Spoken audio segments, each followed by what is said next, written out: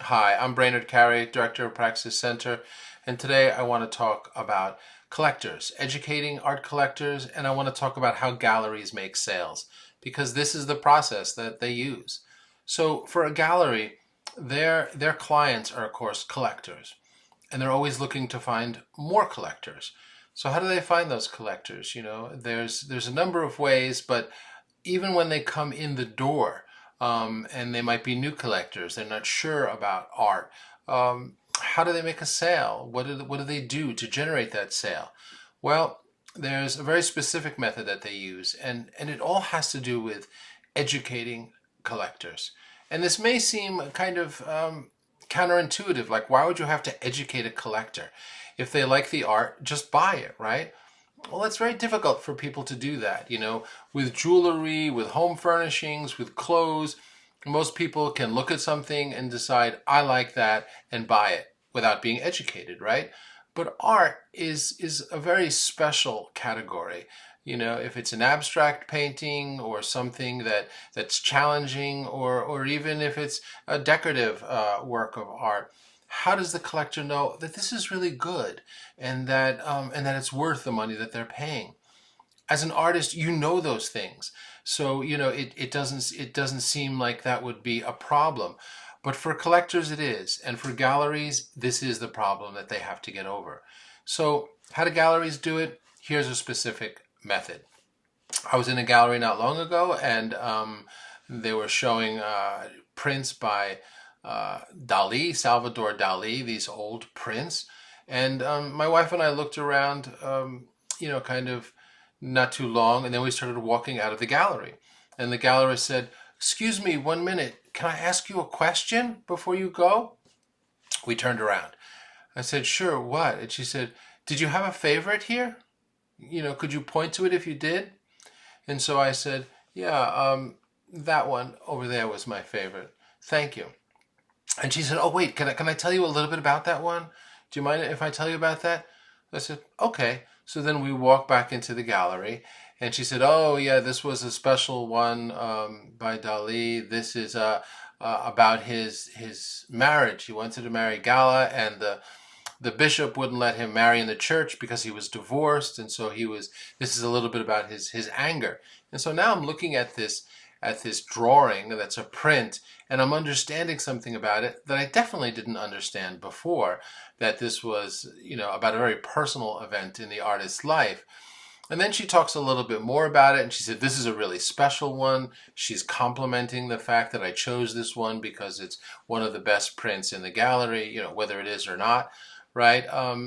But then she continues to essentially educate me about what this is, and tells me that this is a print edition, and what that means is there's a very limited run of these.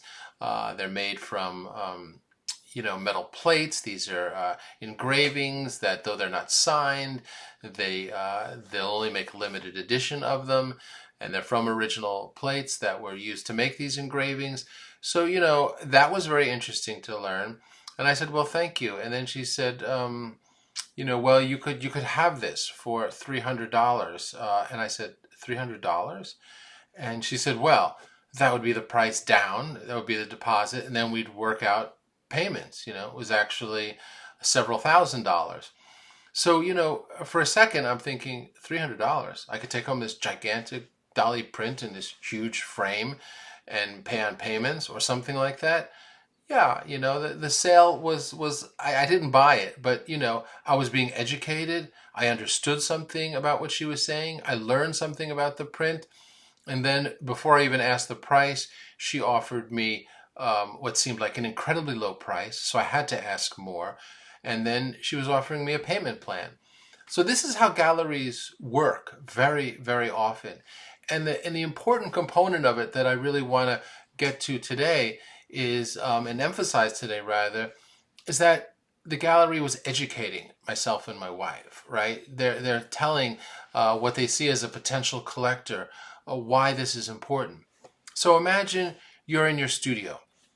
You have someone come by that's looking at work. Don't show them all your work. Let's say you take out 6 paintings, right? You show them one at a time, or 6 works on paper or photographs or digital work, whatever it is. You show them each one at a time. And then you say to them, which one of these is your favorite? Because it's hard to talk about art. It's hard for collectors to talk about art. It's hard for everybody to talk about art. So say to them, which one of these is your favorite? Just point to it. And that's easy enough for someone to do, to just point, right? So the person in your studio will point and say, oh, I think I like that one. So then go over to that one and say, wow, this is a really special one. And then essentially it's the education portion, right? You're educating them. You say the reason this is special is because of X, Y, and Z, something about that your experience in painting it or what it has to do with. And then try to interact with them. Let's say the painting was about an experience you had, that was very personal or that involved a certain geography. You can say to them, have you ever had an experience like that? And maybe they have. And then you can say, tell me a little bit about that. Now they're getting involved, right?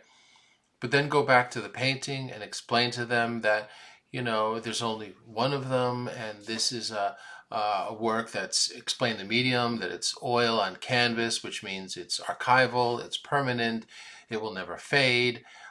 This is the same medium that's been used for hundreds of years, and that there's only one of these, and if they're interested in this, they could own it, and you could say, without even saying the price, are you interested in this?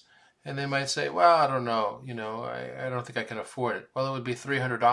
$300. Well, yeah, and then that would be the down payment. You own it, and then you could pay payments, and when you're done, I'll ship it to you. That's the education of a collector. I've interviewed people in Praxis at the Praxis Center for Aesthetics Roundtable, where I'm director, where they talk a lot about educating collectors. There was one woman who had a regular brunch where she talked to everybody that she knew, which was everybody from the plumber and the electrician to friends who also had kids that really weren't involved in art at all. And she said, "Come on over. We're gonna talk about collecting art." And all of these people knew nothing about collecting art, but she told them a little bit about the history of art and collecting art. And she didn't have a gallery there, but she told them where their galleries were. And she did have actually a small edition that they could buy. But essentially, her passion was teaching people who knew nothing about art how to collect art and what that means.